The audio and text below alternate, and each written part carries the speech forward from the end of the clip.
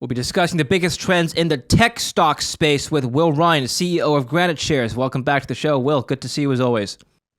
David, great to see you. Thanks for having me back. We know you as, well, we usually talk about commodities with you because you are known for your commodities ETFs, but perhaps this may be a little known fact about you from our audience is that you actually manage a portfolio of single stock ETFs in the tech space, and those stocks have been doing tremendously this year. You have a selection of stocks, levered ETFs, Tesla, Alibaba, Meta, NVIDIA, Apple, Coinbase. All of these stocks have done tremendously well. Is there a particular theme behind these stocks that you've chosen to create ETFs with?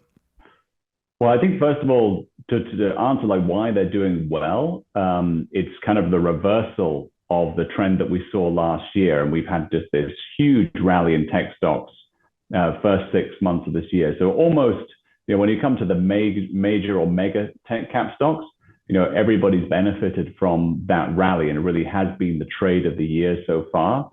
But kind of underpinning that, or a little bit in more detail, I suppose, is really the AI trend that we've seen this year, and people really looking to get exposure on that. And what's interesting, David, is that there's not really that many ways to play it in terms of a broad fund, because there are only a few companies that specialize in this. So I think one of the reasons why certainly some of these stocks, NVIDIA, NVDL is the ticker on leverage 1.5 times NVIDIA, has been so successful is that it just provides that direct or pure play exposure to that company, to that AI theme that people are looking for. Right. I do want to get into some of these themes, but before we do that, I'm curious from understanding what your target demographic would be, because presumably we can go buy these stocks ourselves. Who would be the kinds of traders or investors looking to gain a levered exposure through these ETFs? Yeah, so the target demographic is really anybody who's an active investor. And that means somebody that is, trading, someone that is investing clearly on a more frequent basis. And because it's an ETF, it runs the gamut from retail investors, up to we have, some of the most famous quant hedge funds and trading houses in the world that are using these products on a daily basis. So it really runs the gamut. But I think what they all have in common, and what they should all have in common, is people that want to be much more active with managing their money. Now, these aren't particularly new funds. You've had them for a while. Was there a particular reason you've chosen the stocks that I've mentioned, so Tesla, Apple, NVIDIA, Meta, Baba, and Coinbase, and you've left out some of the other FANG stocks, like, noticeably Microsoft isn't on here, Google, well, now it's called Alphabet, isn't on here. Was there a reason you omitted some of the other larger tech players? Yeah, so these are, they are still relatively recently. So actually, funny enough, David, coincidentally, we're just coming up on the 1-year anniversary of this new category that accepted into the US. So leveraged single stock ETFs, completely new thing. We're just coming up on the 1-year anniversary of that in the US. And specifically in terms of why we picked the stocks. So first of all, we have a business in Europe where we've been doing this for a little bit longer, about 3 years. So we have a good idea of what kind of stocks people like. So it's a combination of stocks that are very popular with people that love to trade these particular stocks. But I think it's also, from our perspective, to offer access to some of these key themes. So for example, Tesla, everybody knows Tesla is arguably one of the most popular stocks in the world.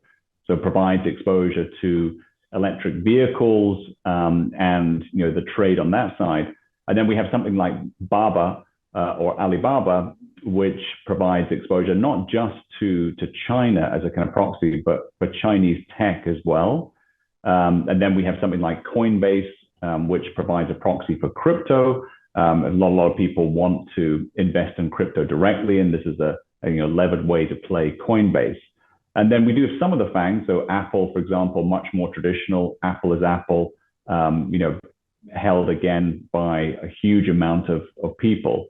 And then things like AI with NVIDIA or Meta. So a little different sort of stocks, I suppose, providing different things. But to your point about something like Microsoft, just to be specific, we didn't offer that one because in Europe, we haven't seen that much interest in it. Rightly or wrongly, it doesn't seem to be a stock that people want to trade as much as perhaps some of the more volatile ones your Teslas or your Coinbases. I've noticed that Apple is the underperformer of the bunch. By underperformer, I mean it's up 51%, so nothing to scoff at. But if you're comparing it to something like Tesla, that's up 144% year to date, Nvidia up almost 200% year to date. Why do you think Apple was held back relative to its peers, or at least the other stocks in your portfolio? There's a number of different reasons for that, David. I mean, I think number one is that, people for, I'd say probably, last 6 to 12 months or so, had been, I think, getting a little bit more bearish on Apple as a company because as a consumer product company into this recessionary narrative that we've all been living through. Clearly, people expecting some kind of slowdown there. Also have exposure to China, and that kind of affected the perception of the stock. But the bottom line is, Apple is just a supreme company, and has come through that. The recessionary narrative that has dominated for the first 6 months, has largely kind of gone away. And that stock, as you climbed and hit 3 trillion last week. So it's a combination of, I think it was a stock that was kind of underbought in terms of this rally. It's also a huge company. So just from a pure, market move perspective, for Apple to double is a lot more difficult than some of these other companies to double. And they have a lot of tailwinds behind them, but perhaps the major tailwinds of this year, have been more on the AI side. And yeah, let's talk about AI. So if I look at the other stocks in your portfolio of levered ETFs, you've got Tesla, Nvidia, Meta. We'll touch on Coinbase later, but the 3 ones that I brought up so far, they're all intrinsically linked to the AI theme in some different way. And one could argue that it was probably the main reason why we've seen triple-digit increases in the share price year to date. How much of this is hype versus substance in the sense that how much of the AI hype will actually see a return to the bottom line of these companies? That is a great question. I think we don't know. It's too early to tell. What I think I can tell is that, a lot of the move that we've seen, clearly has to be multiple expansion, on the back of, increased, optimism around that. But this year, the second half of this year has to be much more about fundamentals for this to continue. So I think the first half of the year, definitely, you had a huge amount of optimism for these particular companies, for AI more broadly. That results in a lot of multiple expansion. But the second half has to be now about trying to deliver that in terms of fundamentals. I'm curious to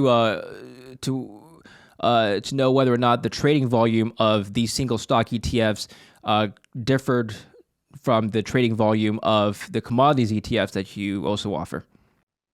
Oh, vastly. And again, it comes back to, it's not just that these single stock ETFs are very popular at the moment, and they're kind of the zeitgeist of the tech and AI story at the moment. But it's also, as I remember, the audience loves more active investments. So they're just more actively used than commodities, which tend to be much more of a buy and hold type investment.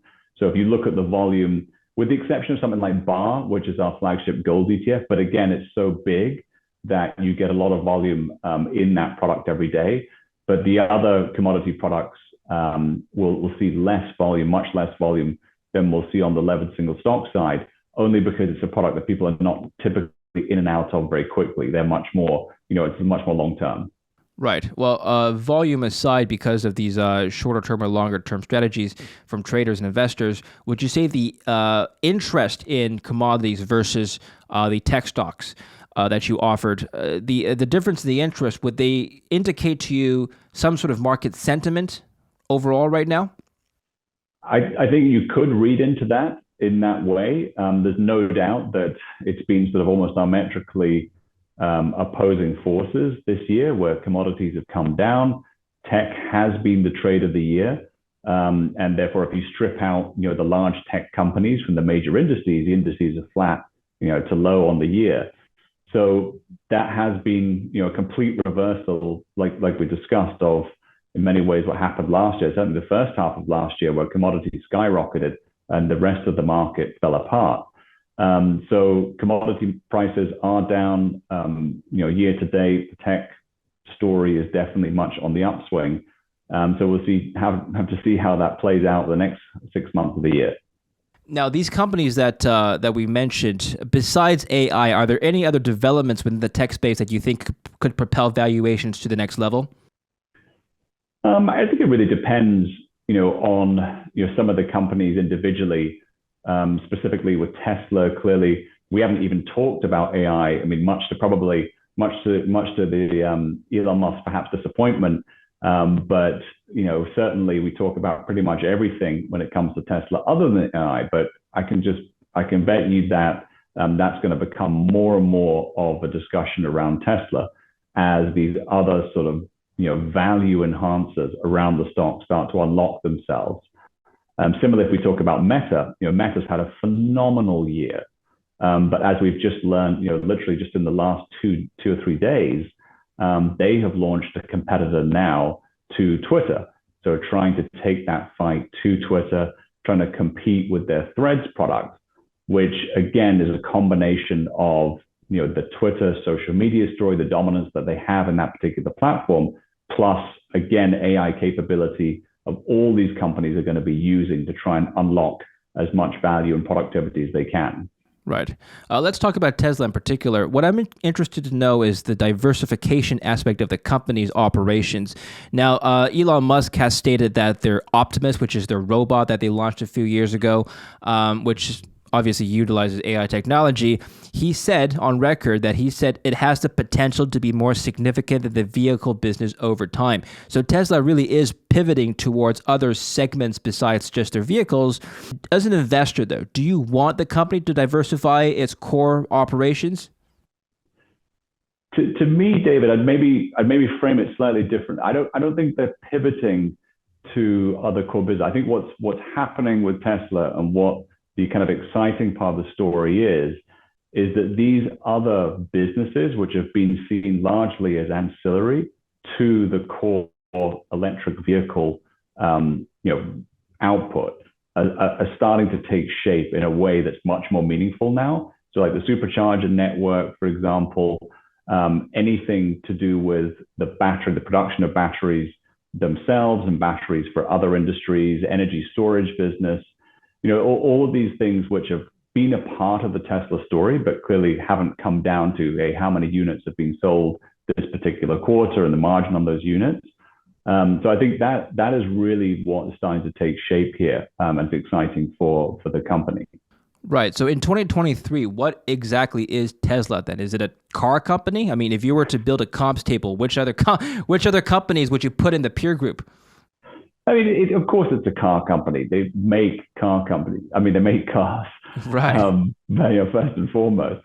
So it's obviously a car company. I think the point is that it's difficult to pigeonhole a company like Tesla that clearly has, so many other either profit engines or certainly future profit engines just into one particular thing, and that's always been the issue, David. Why? The bears certainly have never been able to get their head around the valuation of the company in the context of other car companies. And clearly it doesn't make sense purely in that context. So it has to be bigger, than just a car company.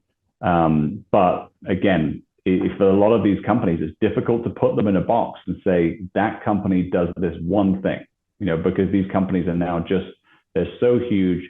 They have so many sources of revenue, so many opportunities for revenue going forward that it's difficult to say. I mean, take any one of those companies pretty much, and you can probably find umpteen different ways to categorize it. Let's talk about valuations. The question I gave you earlier about whether or not AI as a theme would actually enhance companies' profits, would you agree or disagree with the next statement, which is that it doesn't really matter whether or not it enhances their bottom line? Because what we've seen with Tesla, for example, is that all throughout its meteoric rise in the past 10 years or so, they weren't really making any profits at all. And so all we need is this hopium of Tesla delivering a superior product over time. The financials of some of these tech companies are less relevant than what the market actually believes they will eventually become. What do you think?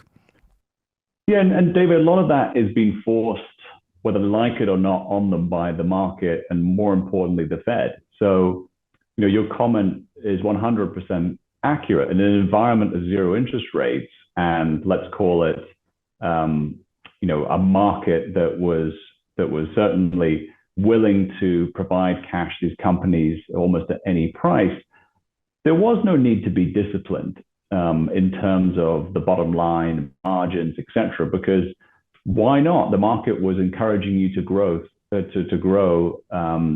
any cost. And so in that environment, that's exactly what these companies were doing. That's all changed now. Interest rates at 5%, potentially more, depending if the Fed's, not done here and raises rates between now and the end of the year, or even more into the next year. But the point is, financial conditions have changed dramatically. And because of that, what you've seen, and this is not an AI thing, of course, this is just, the human sort of consequence of, the rebalancing that's been happening in some of these companies, is that, one of the most immediate things is the layoffs that we've seen in the sector. And so the layoffs, that's the ability for companies to try and, rebalance themselves, try and put some more focus on margin, on profitability, et cetera. And that has, I think, in part, been a huge driver of where returns have come from this year. And if AI can enhance that, further enhance that, over time, not just the bottom line in terms of human capital, but more broadly, that will have a big effect. But I think we're already seeing that in terms of the financial discipline that's now being forced upon all companies, in the market. Clearly, it's not just for tech. It's just tech was unique in that for the last decade or so, the market was effectively encouraging those companies to grow at all costs and really forget about profitability. Yeah. What was extraordinary to me, Will, is that tech companies overall, and some of them are actually in your portfolio, they pulled up the index. If you take a look at the S&P 500 X Tech, for example, it's actually flat on the year. And so my question is, why has the Federal Reserve's interest rate hikes not have a significant impact on pulling down tech stocks like they perhaps weighed down on other parts of the market? Well, they have, David. I mean, make no bones about that.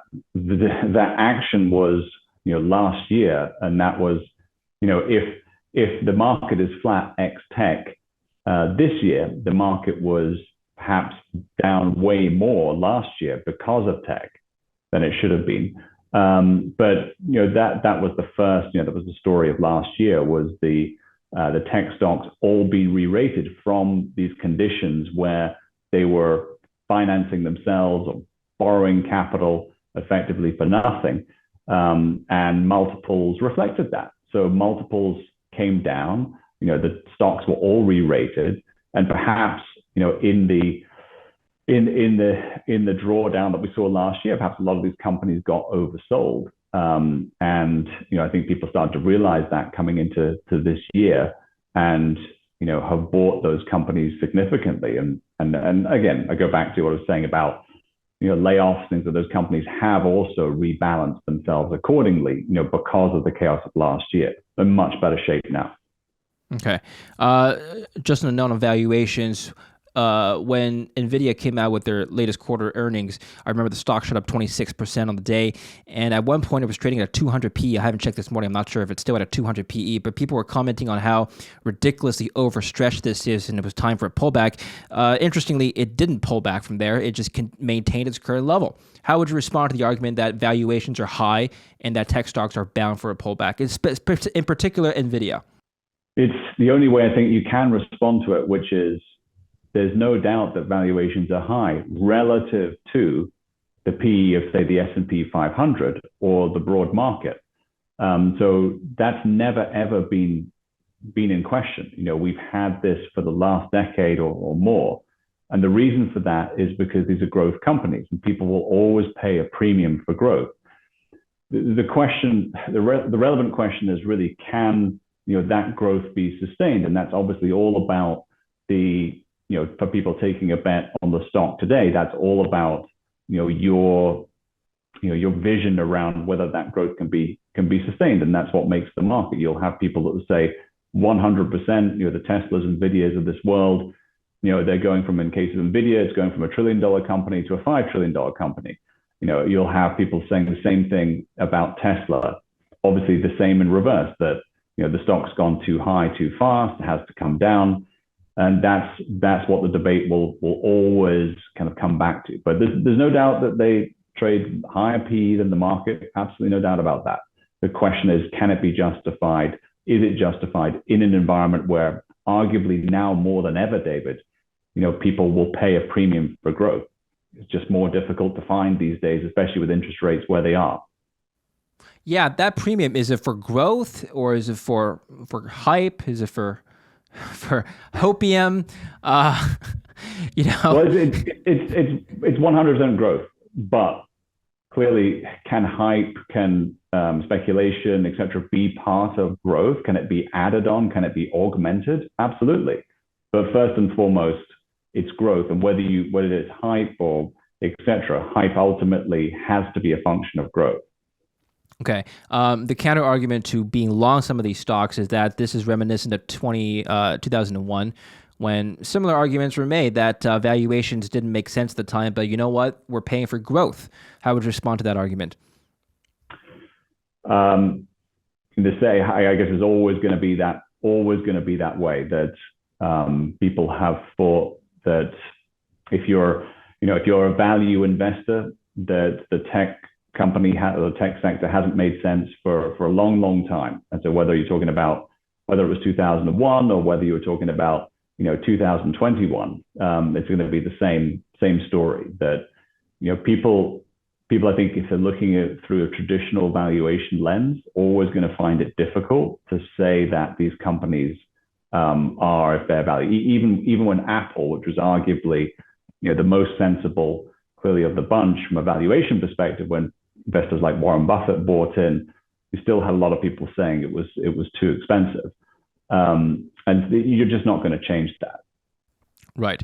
What is your macroeconomic outlook in relationship to tech stocks? More specifically, if you believe a recession will hit eventually, would that not affect earnings? I mean, these are discretionary companies. Tesla relies on people to have money to buy cars. Meta relies on advertising revenue. And the first thing you do when you enter a recession is you cut down on things like advertising. So how do you think they will perform in light of your macroeconomic projections? So look, I'm pretty positive on the environment at the moment. Again, I was probably contrarian coming into this year, expecting that I didn't think we'd have a recession this year. That's still my view, and these companies have done well accordingly. But look, they don't defy gravity. There's no stock that, all things being equal, is able to defy gravity. And if we do have a recession, or when we have a recession, these companies will almost all be affected by that because of all the factors that we know already. In any kind of downturn, people pull back spending. A lot of companies that rely on advertising revenue or sales of products, be it they cars or be they consumer electronics, all things being equal, you would expect them to be affected negatively in that. I think the question is more just when is that recession going to happen? How is that recession going to happen? At the moment, again, I don't see it for this year. I think that the lag effects of the tightening still have some room to run here. But clearly, if we do have a recession, these companies are not immune from that. I want to ask you quickly about Meta. It's the only social media company you have in this portfolio of stocks. Meta changed their name from Facebook to Meta in light of their vision to adopt the metaverse. What happened with that? Is that still their priority?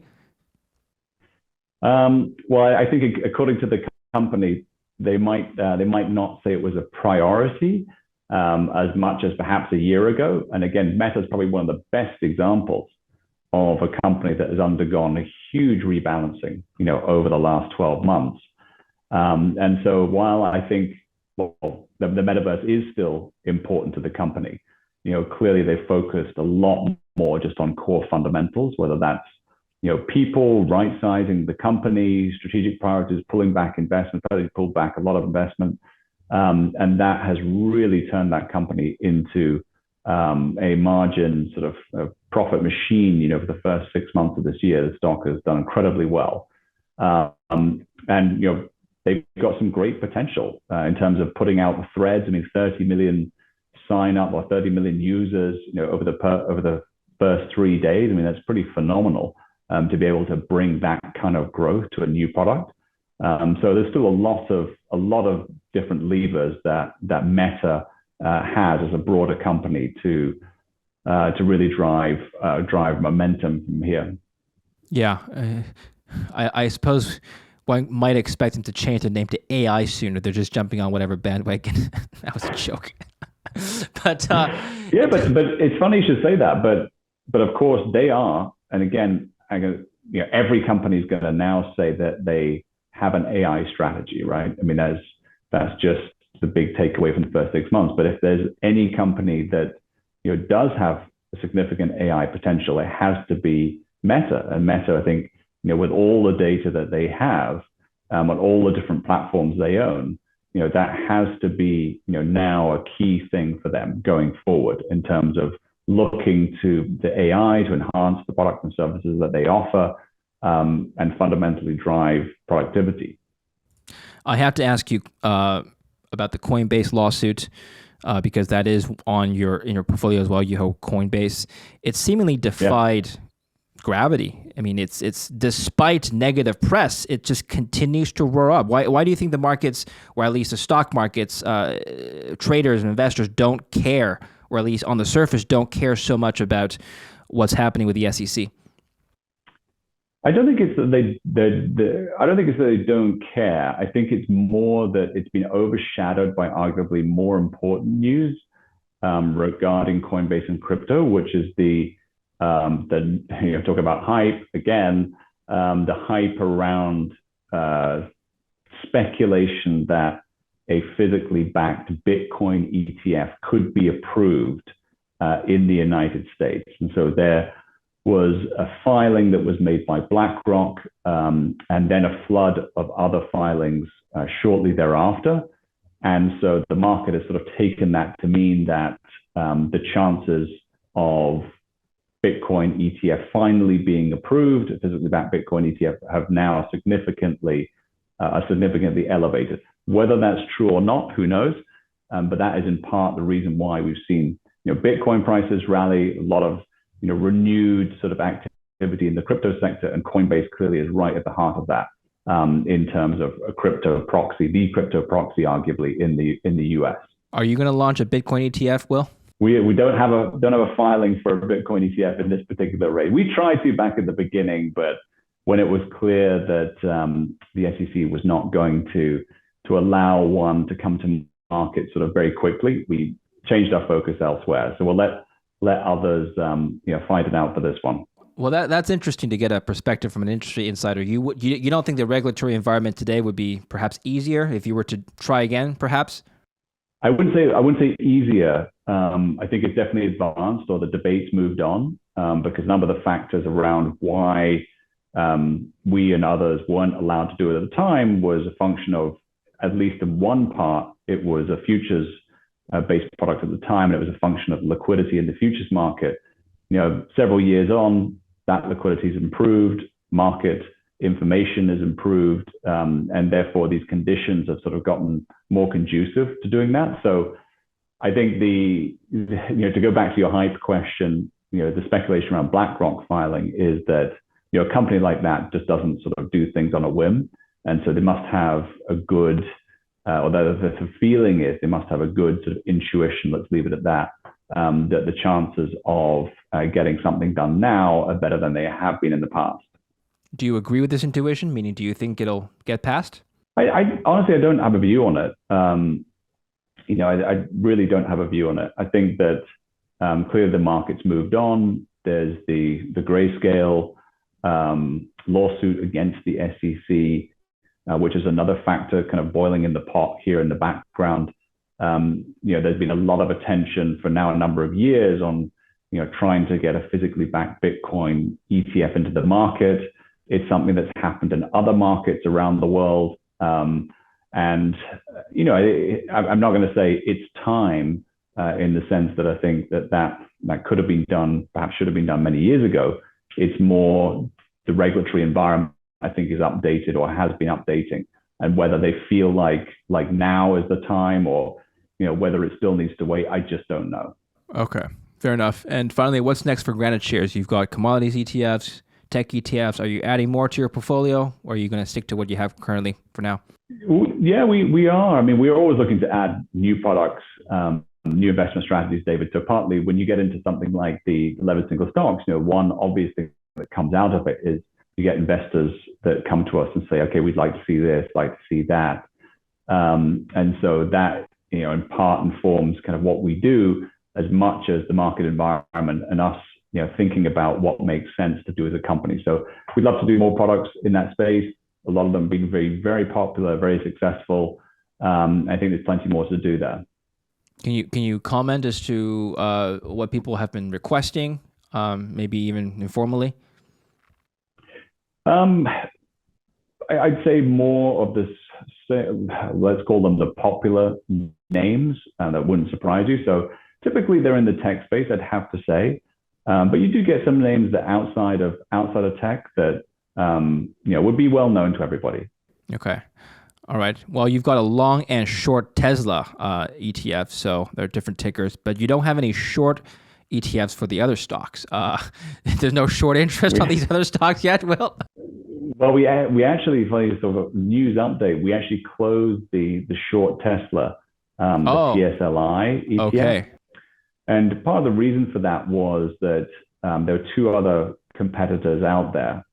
Just in terms of launching, we didn't launch first in that particular space, and that really is the most important thing in this space. So didn't get critical mass in that product, and so we closed that one down. And so to a similar effect, the reason why we haven't done it, and it's not that we are opposed to doing it, the reason why we didn't do it for the others is that the market tends to lean long with these products. So even though I'm talking about active investors who like to buy and sell, much more engaged, high conviction investors, still the short ones are just less popular than the long ones, and the market just does skew long. And I think it's just a psychological thing that people expect to buy something with the value to go up, and still can be quite difficult to think about buying something and hoping that it goes down. So from that perspective, that's really the reason why. But clearly there'll be stocks, there'll be companies, there'll be certain scenarios where the short or the inverse ones will be very popular. Right. Very good. Well, thank you very much for your time. Very in-depth overview of the tech sector. So best of luck with your funds. I'll put the link to GraniteShares.com in the description down below. Where else can people follow your work, Will? Website is the best thing. We are on Twitter as well, at GraniteShares, or I'm at Will Rhind. But if for more information, the website, which is GraniteShares.com, is definitely the best place to go. Excellent. Thank you very much again, Will. Thank you. Thank you, David. Absolute pleasure to see you again. Thank you. And thank you for watching. Don't forget to subscribe.